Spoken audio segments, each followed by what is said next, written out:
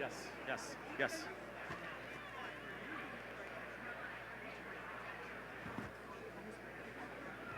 Shh. All right.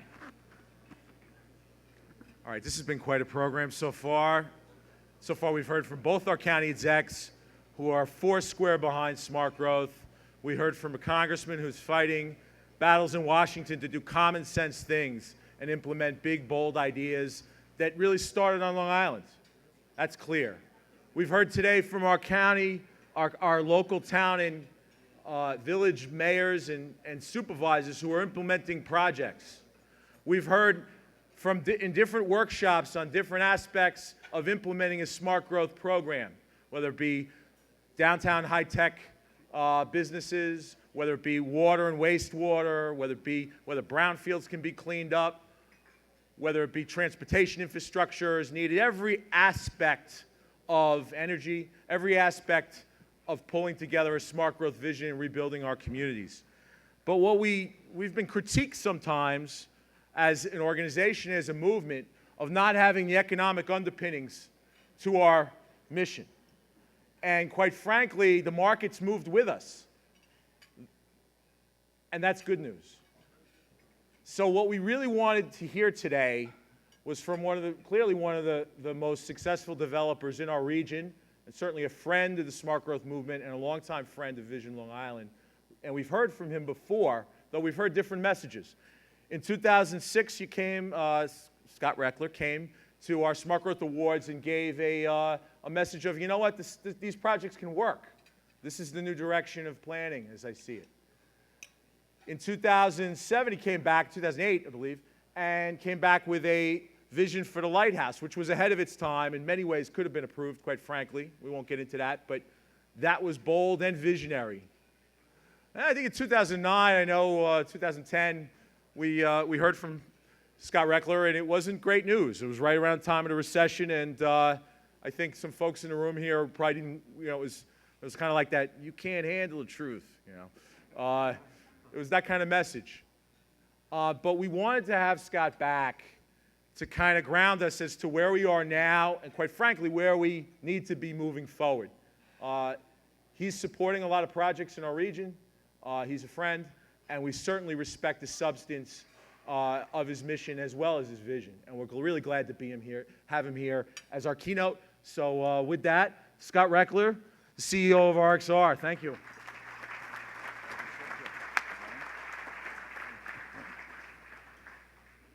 Eric, Ron, thank you so much for inviting me back to be the keynote speaker, and congratulations on what looks like it's been a incredibly successful Vision Long Island event. Again, you get a great group of people. I see a lot of friends out here and familiar faces, and so I appreciate everyone coming out, and I appreciate everyone for what they do for Long Island.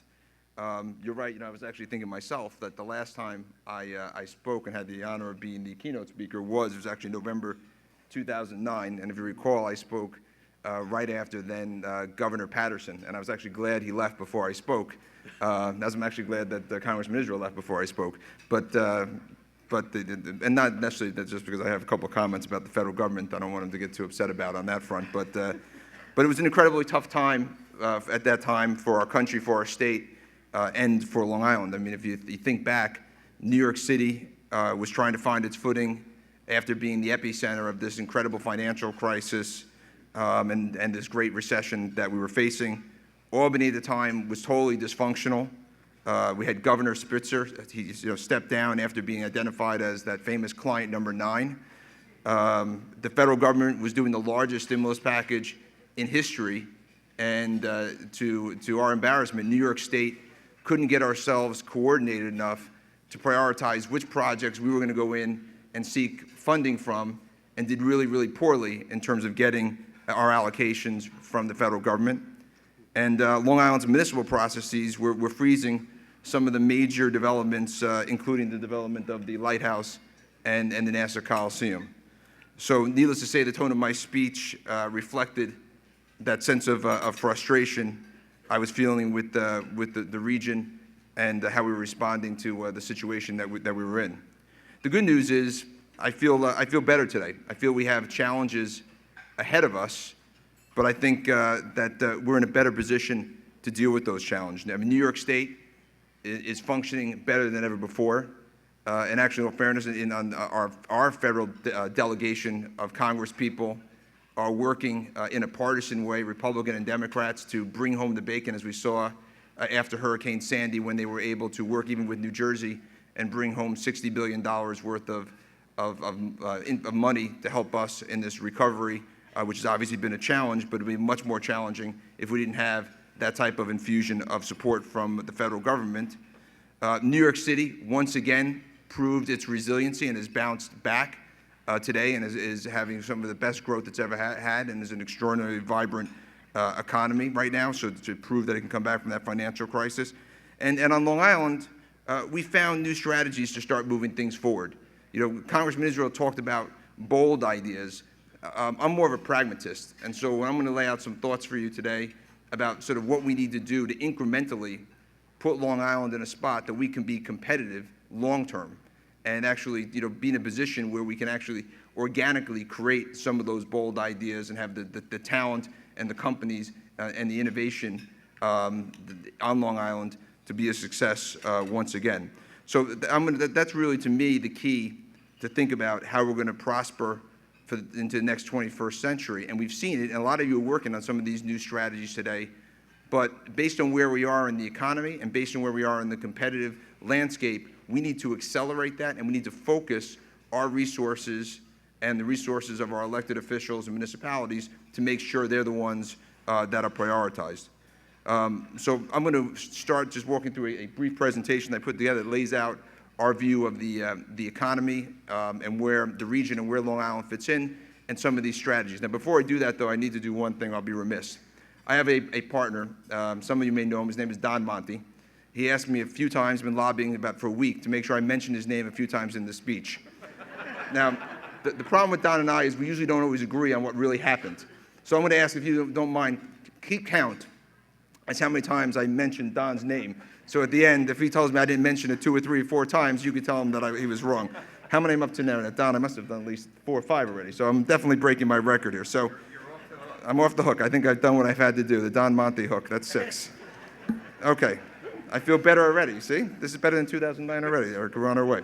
So just to give you some perspective, though, I wanted to give a feel for the lens that we look at the world of and how when we think about Long Island's future, what is our perspective coming from? And it's a unique perspective, really, because it comes from 3 different venues. First, on Long Island itself, as many of you know, I'm a multi-generational Long Island real estate family. Those farms that Congressman Israel was talking about, being on Long Island, were the farms that my grandfather developed 50, 60 years ago on Long Island. We, at RXR, are one of the largest owners of properties on Long Island and one of the most active developers on Long Island, and obviously, you know, very, very committed to this community.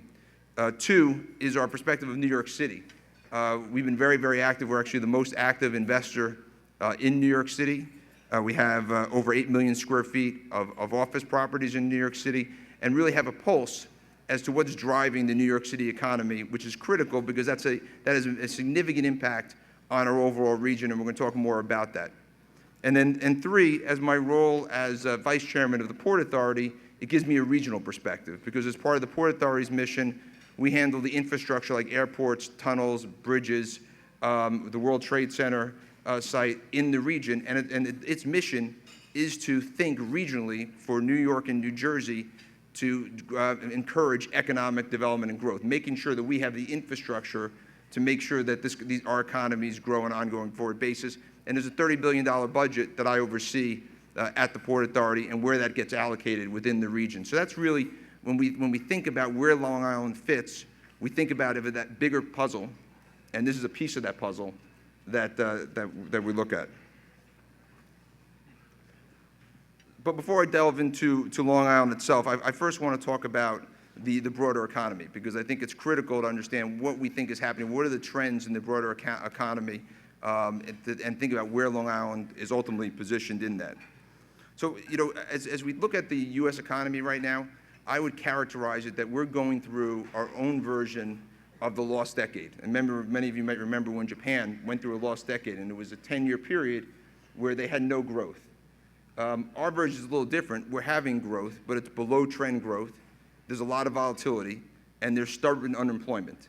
And I think the good news right now is I think we're over 5 years into that 10-year period. So we're halfway through that decade along the way. But it's going to be another, let's call it 3 to 5 years, where we're going to still have that type of environment of below trend growth and more volatility that we play through. And why is that? And there's really two reasons. There's that we're going through a challenging cyclical upturn as well as structural changes.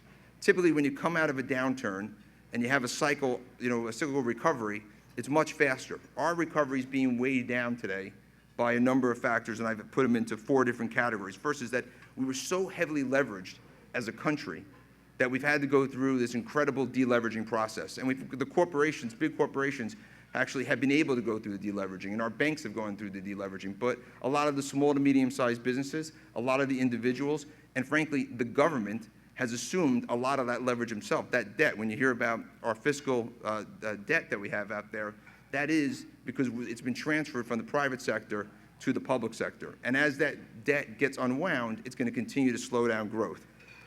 The second thing is global uncertainty.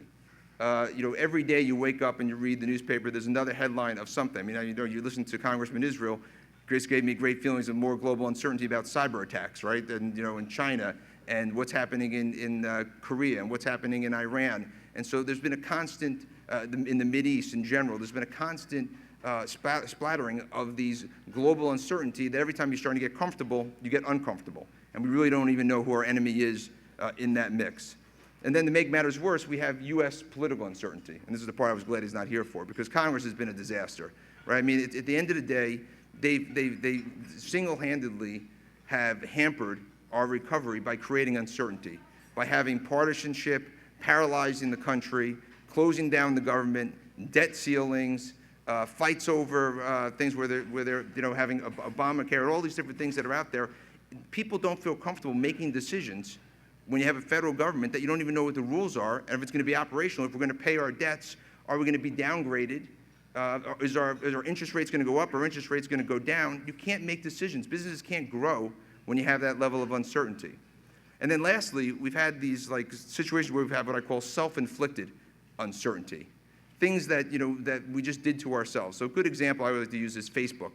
Facebook, great company, going public. Everyone's going to go public at $40 a share. It's going to be a home run. And once it goes public, all these other companies are going to go public. And then, of course, the day of the IPO, between the NASDAQ and Morgan Stanley and maybe Facebook, I don't know who it was, they blew it.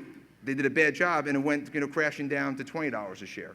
And that took a year until Twitter just went public recently, of rebuilding that tech bubble momentum, or the tech momentum that was going to happen to help more companies go public. So that was a self-inflicted. Or JP Morgan with the London whale, where they had that big loss. And all those self-inflicted things just keep coming up, which creates, again, more uncertainty. So it's all I consider as a wet blanket on cyclical growth.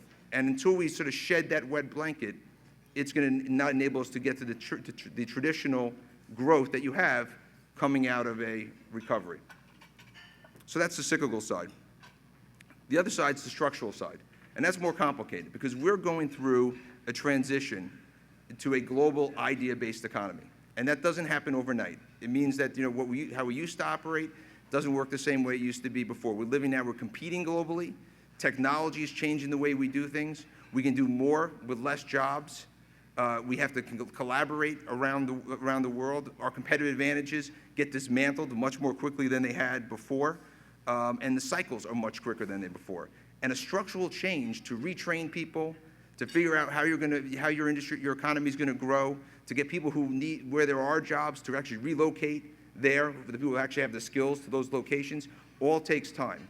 And that's something that we as a society are going to have to go through that structural shift. So on top of that cyclical side, we have the structural shift that's going to eventually work its way out, but it's not going to happen overnight. And that's why I think we're going to have this slower growth. Now, one of the other byproducts of this whole situation is what I call the tale of two markets. Because of the circumstance we're going through right now, we're creating more and more markets and divergence between the haves and have-nots. And that's between regions, that's between companies, and frankly, that's between people. And it's socially challenging, and it's challenging from a corporate perspective, and it's challenging from a regional perspective, because the haves are the ones that are well positioned to sell through to that global marketplace. They're the ones that are actually able to go out and issue debt at the cheapest price in history today because interest rates are so low, and their balance sheets have more money than anything to do, so they keep growing. The have-nots can't really get a loan, can't figure out who they're going to sell to because they're selling to the local community, and so they're more challenged. And so this is, you need to think of ourselves in that environment, that we want to position ourselves to participate in the have economy, participating in selling through to that global idea-based economy. Now, the good news for us is that we live in a region that has one of the most successful have economies in the world, which is New York City. New York City is truly the global have economy in the world. As a matter of fact, The Economist, in this little chart, you probably can't read it up here, just came out with a report, and it noted that New York City was the most competitive city in the world and will be so through 2025. And when they figure that out, what they're focused on is desirability of living there, quality of life, availability of capital, availability of jobs, infrastructure, parks, transportation, education, and it's made New York City a magnet for people and industries from around the world. People want to come live there, they want to come work there, and they want to come visit there, and then companies want to come locate there, because when you have all that talent, you want to go have that talent to grow your business. And that was my point before when I said bold ideas don't happen because you have a bold idea. Bold ideas because you have people that have talent, and then companies come and say, I need those people. That's how regions grow. You need the people that have the talent to live in those regions, and then companies recognize it, and then you need the space for those companies to hire those people. And that's how you get those bold ideas to actually become a reality, like it happened with Grumman here on Long Island those years ago. And the thing with this, when you look at New York City, it wasn't by accident that this happened. This was good leadership and good planning. This goes back, 2 decades when Rudy Giuliani said, crime is too rampant in New York City. I remember as a kid, my mom didn't want me to go take the train to New York City and walk through parks, and and people didn't want to actually relocate to New York City. He said, we're going to stop crime. And he focused on stopping crime, and crime stopped. And so people now feel comfortable sending their kids from around the world to come live in New York City. Some parks that we never would have walked through, like Bryant Park, in the middle of the night, people are walking through there all the time. So opened up all brand new neighborhoods along the way. And then Mayor Bloomberg came in, and Mayor Bloomberg said, I'm going to focus on infrastructure. And more than anyone probably since Robert Moses, he has transformed New York City in terms of infrastructure, with not only infrastructure in terms of highways and subways on the east side access and the 7th train on the west side, but new sports stadiums between what you have with the Mets, the Yankees, Madison Square Garden getting upgraded, et cetera, new parks, new quality of life. So there's been a tremendous amount of infrastructure that's made New York City very, very competitive and has opened up New York City. And so it was something that when you think about smart growth, that was smart growth. Quality of life, infrastructure, attract talent, attract companies. Now, what's interesting, what's happening in New York City today, though, in Manhattan specifically, is that it's become so successful that it's pricing out some of that talent and some of those companies. And what's happening is some of the core areas that are traditional areas where people want to live and people want to work historically, they can't afford it anymore, so they're going to other areas. So in Manhattan, as an example, you've seen, for example, the West Side or Midtown South, 2 submarkets that have been less desirable and traded at discounts, become some of the hottest markets in Manhattan. So whether it's Chelsea or the Hudson Yards, we saw this back in 2010, and we invested $1.5 billion into Midtown South. And today, Midtown South has the lowest vacancy rate of anywhere in the country, and rents are practically doubled since where they were in the last cycle, because companies want to be down there. And they're the type of companies that you want to have down there. They're the high-growth companies. They're the Googles. There's the Spotifys. They're the Twitter. Those are the companies that are down there because they're growing. They're high-margin, high-growth companies. And they're down there because their people want to live down there, and it's close for them to live there. Now, recently, we've seen a shift even more to the city outer boroughs. And so if you look and you see what's happening in Brooklyn and Long Island City, there's been this whole next wave of development opportunities where people are coming to live because they want to take the quality. They're taking good urban areas that had been underperforming and saying, I want to live there. They've been appreciating and embracing its character, but building anew. and bringing new character to those marketplaces. And so you look at them today, they're 24/7, live, work, play, transit-oriented communities, and some of the rents today now, even in Brooklyn, are actually higher than what they were in Manhattan. You know, Brooklyn is the new Manhattan if you're a young person coming here. And so people want to be there, they want to live there. So we've seen this trend happen. Now it's the moment for the suburbs to start thinking about how we're going to be able to capture this. And Long Island specifically should be well positioned to capture this. But this, you know, the New York suburbs have struggled, right? And you know, I'm sure you've had a lot of talk today about some of the legacy issues that we've been facing: the high taxes, aging infrastructure, enormous municipal debt, and how do we deal with all those legacy issues? And they weigh us down. But we've also had a real difficult time adapting to the 21st century lifestyle and business preferences. We have a hard time adapting to what people want, what companies want, and what they want to live with. What type of lifestyle do they want to have? What kind of work place do they want to have? You know, the traditional suburban office building doesn't work anymore when people want to have, you know, 6 people per 1,000 square feet versus 3, which is what your parking ratios are today, or as an example. Or if you want to live in a place where you can take a train to go to work or walk into downtown, we don't have many of those in Long Island. The white picket fence doesn't work anymore for what young people, young professionals want as we go forward. Even if you look at the population, just from a stat standpoint, New York City over the last few years, population has grown twice the rate of Long Island. We're talking rate, not people. I mean, that's an insane number when you think about that. I'm sorry, the New York suburbs, not just Long Island. And historically, where people used to flee the city for the lifestyle of the suburbs, today, the inverse is happening. People are leaving the suburbs for the lifestyle of the city. And so we have to change the way we do things so that we attract people because they like the lifestyle and they want to live here. And we're lucky on Long Island because we have a number of advantages that other places don't have, right? We have a great quality of life. We got public safety, great schools, great parks, great beaches. We have a highly educated and productive workforce, as we've talked about and Congressman Israel has spoken about. We got great transportation assets and that go to the city. And we have world-class research, medical, and educational institutions that we can leverage that great talent to do great things. So we got the raw ingredients to make this work.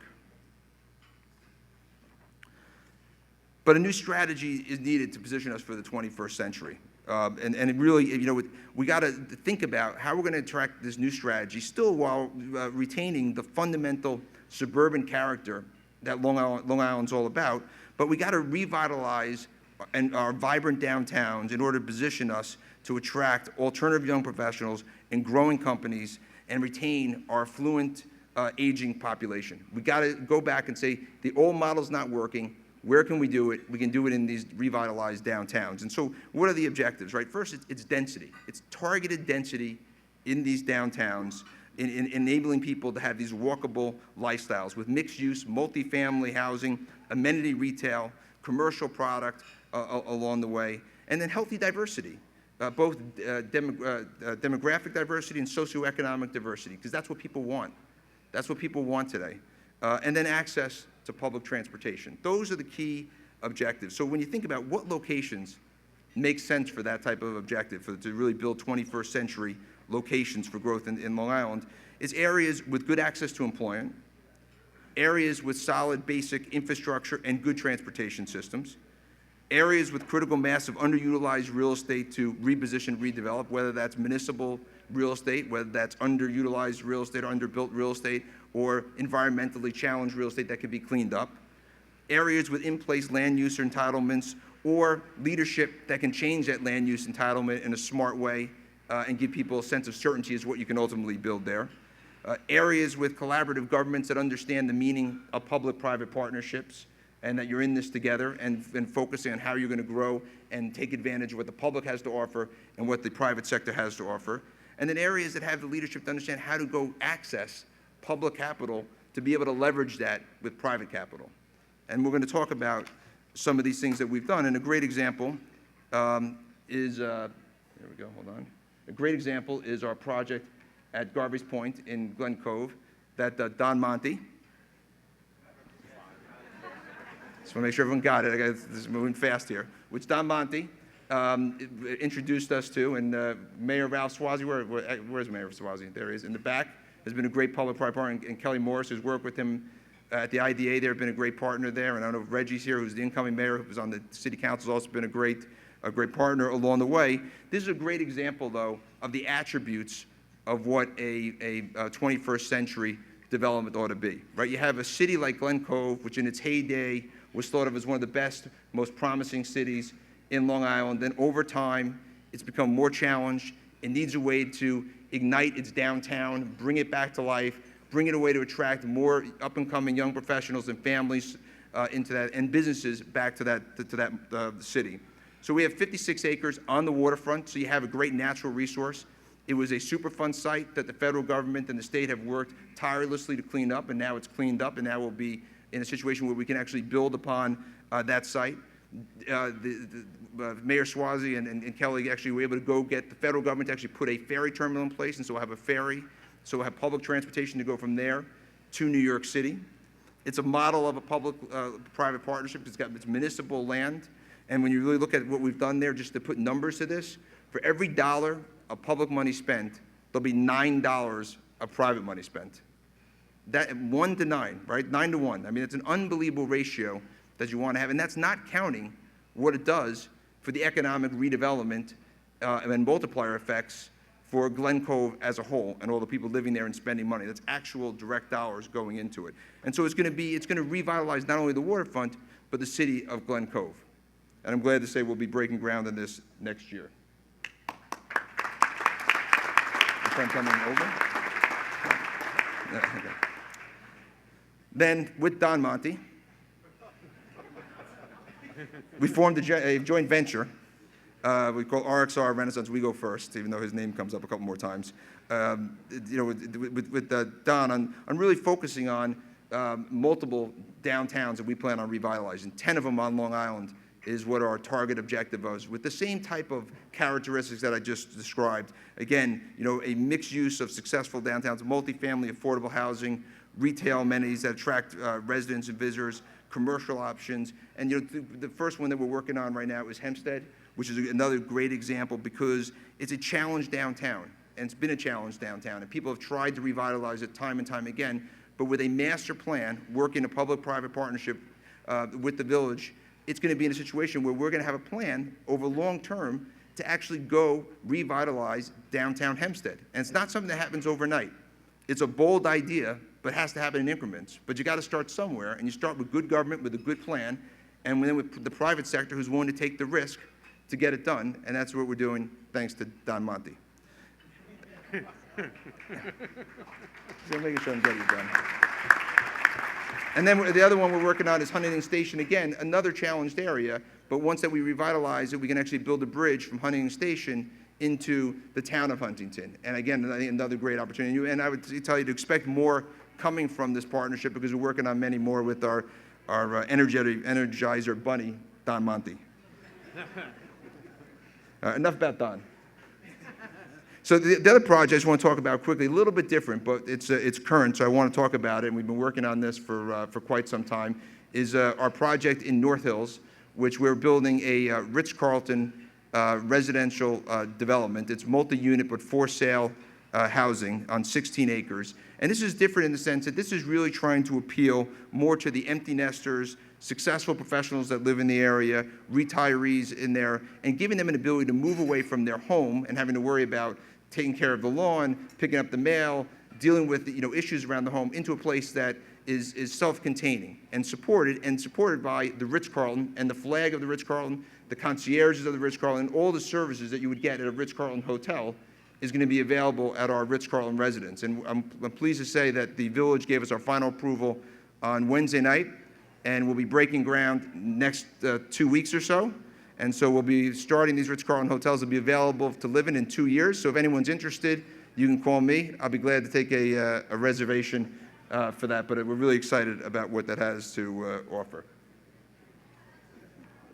So just a couple of thoughts on conclusion. The challenges that we're facing are significant, but they're achievable. We can overcome them. And I think the best model of that is New York City itself. Go back to New York City in the 70s, and it was on the brink of bankruptcy. It was on the brink of bankruptcy, and the debt was being downgraded, and no one thought that they can figure out a way to survive. And the first thing they did was change the mentality and say, you know, the I Love New York commercials and some of the private sector citizens came in and helped figure out ways to stabilize New York City. But with good leadership, it not only survived, but it is the most successful city in the 21st century. So it can be done, and it can be done from really dire circumstances if people come together to get it done. We need to focus here on Long Island, not only about the quality of life and our infrastructure, but we got to focus on what the future is going to be. We got to, you know, focus on targeting density where it belongs in those types of communities that I spoke about earlier, and that will help us attract the talent, which will attract the companies and attract economic growth. And I think, again, I want to stress, by doing that, by being concentrated in those areas, concentrating that density, you actually preserve that suburban identity and character that many of us love about Long Island. So we're in a position where we can actually make these changes a reality. As I said earlier, the key is we got to accelerate moving forward. One of the things that I think that we have a problem doing is we spend too much time focusing on our legacy issues, focusing on the challenges, focusing on the fact that we have $4 billion of debt, that our utility costs are too high, our tax bills are too high. You know, those are, I mean, things should be focused on, but we're not solving our problems by going to focus on those. Look at what, you know, when you look at Greece or Spain, right? Austerity isn't solving the problem. Growth solves the problem. We have to grow our way out of this, and we have to focus on going forward, not focus on the mistakes of the past. If we focus on going forward and we focus on growing, we'll have industry, we'll have tax revenue, and we'll solve our problems. And that should be when groups like this come together, that's what we should be focusing on, and I'm glad in hearing everything that Eric says, that seems to be the case. And then the last things here just is, you know, in terms of the ingredients that I think are important, and again, similar to what you have done, public-private partnerships, critical. Better coordination across jurisdictions. In Long Island, that's one of the hardest things possible. You know, New York City, as big as it is, their biggest advantage is it's one city hall that makes a decision. And once that decision's made, it's done. We have to deal with not just what's good for the county or for Long Island, but for that specific municipality, that specific village, that specific water district, that specific school district. And so that coordination is hard, but we need to master it, and we need to get people on the same page in doing it.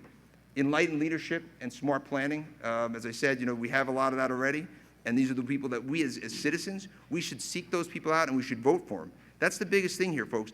We got to take responsibility. You know, it's good to complain, but if we're not voting, if we're not supporting the enlightened leadership, if we're not supporting the people that are going to make a difference and believe in the things that we believe in, then we don't have any right to complain. So it's incumbent upon all of us to make a difference. And coming to, by the way, a conference like this, and all the attendants here that had been here today, that is a sign of the people that know how to make a difference. You are the model of what the rest of Long Island needs to be. Activists, civically minded people. Envision Long Island in taking the leadership role of hosting events like this and continually working on projects that they believe meet their smart growth model is, again, the type of situation that we need to be able to promote our growth. So thank you for all you do, and thank you for listening to me. I'll be glad to take any questions anyone might have.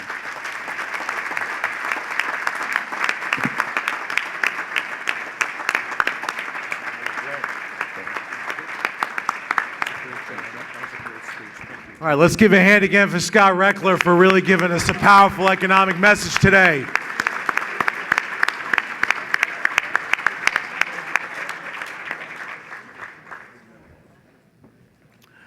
All right, so that was a great message. I'm very uplifted by hearing that today. I think we're all very uplifted by what we've heard today, and from years of difficult economic situations and Sandy, I think it's important that we've come together. Now, I want to end with a couple moving forward points, and we can wrap up and move. We still got more with the conference. We got 5 sessions moving forward. So, number one, just this week, there was that project in Farmingdale. There's more projects coming forward. We know, like I always got to say, Don Monty. I'll say it again, maybe. Don's got some announcements in the first quarter of this next year that are going to be very exciting, so we look forward to hearing from him. We know there are folks on this panel like David Walkoff, who's moving forward Heartland. We know there's Steve Krieger with Engel Berman. There's other people and a number of developers here trying to move projects forward in different downtowns. We look forward to good news. We have a Long Island Lobby Coalition. It's going to start to meet. Where's Adrian? Is she still here? There she is. Great. Yes. We've got this Long Island Lobby Coalition. We passed 6 bills in 4 years, right? Is that good? 6 bills in 4 years? That's the power of collaboration. We're going to keep it going. We need new partners. We want to get more than 50 groups. All right, we've got a youth summit. We've had a lot of youth today. How many people came to the youth summit? 60, 70 folks? Where's Dr. Rogers? Nathalia Rogers? Is she with us? Dr. Rogers, there you are. April 4th, there's the youth summit. They need sponsors. They need support. But again, it's bringing the high school folks and then building them up into internships and into college folks and really building the smart growth movement. Some of the best questions this morning were from the young people. To new partnerships. Kamlesh Mehta from the South Asian Times. We've had the honor of meeting him. Let's give a hand for Kamlesh Mehta, who's a business leader, big business leader in Nassau County. He's come forward not just to support our efforts, but really to build his community in Hicksville and really throughout the region. So we look forward to new partnerships. We have a Long Island Business Council that meets regularly and is a business group that cares about Main Street. And we need that. So we've got a lot moving forward, but we're not done. Today, we've got a panel on housing opportunities. Some of the